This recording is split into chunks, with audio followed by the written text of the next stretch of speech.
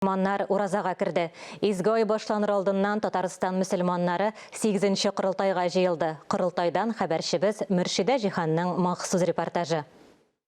Татарстан мусульманларының 8-ші құрылтайының мақсаты Татарстанның баш мөфтиен сайлау һәм 4 елга хисап ясау. Шулай ук құрылтайның мөһим өлешләренең берсе ул күргәзмә.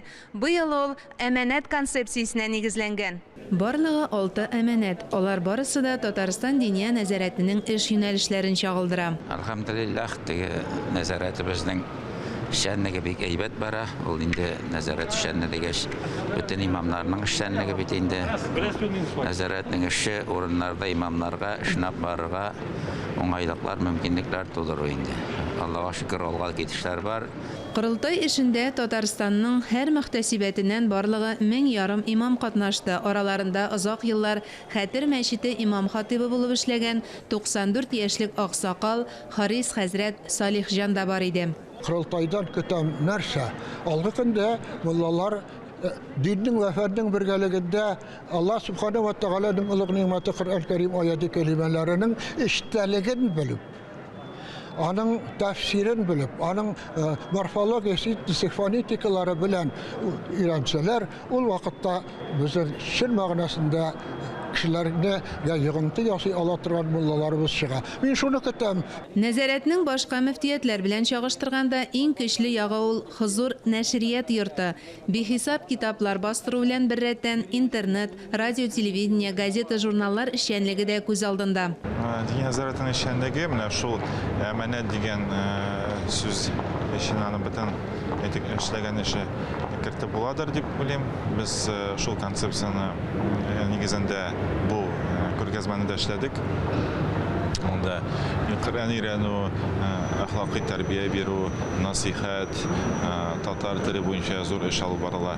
Безнең 4 ел эчендә эшләгән бөтен эшебез шул экспозиция кертергә тырыштык.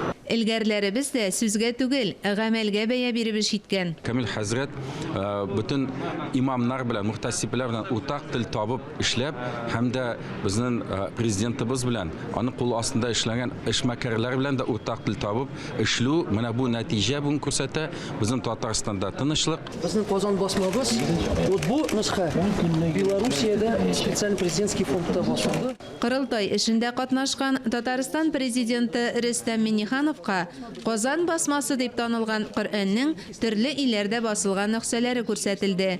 Күргәзмәдә шулай ук диния нәзарәтенең Зәкят фонды, Хоҗ сәфәре белән бәйле эшчәнлек хакында да мәгълүмат бар иде.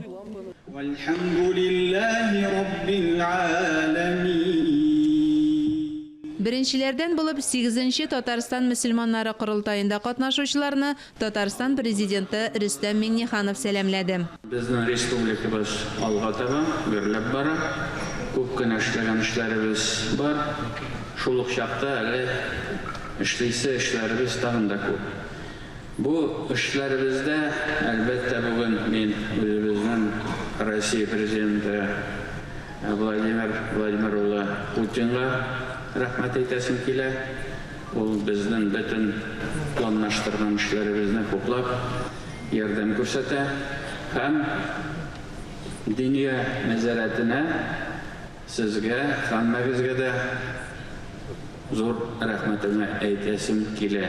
Татарстан президенты үз чыгышында киләсе елда ислам динен кабул итүгә 1100 ел тулу уңайыннан үткәреләчәк юбилей чараларында искәртте һәм имамнарга дәүләт бүләкләре тапшырды. Фазлыев Җәлил Васил улы дуслык ордены белән бүләкләнә. Хисап докладларынан соң мөфти, аның беренче урынбасары, баш казый һәм үзәк ревизия комиссия әгъзаларын сайлау булды. Делегатларның күпчелек тавышы белән мөфти итеп Камил хәзрәт Сәмигуллин, беренче урынбасар итеп Илфар хәзрәт Хәсәнов, баш казый итеп Җәлил хәзрәт Фазлыев сайланды. Мөршидә Җихан, Дамир Мөхәммәтханов, Татарстан яңалыклары.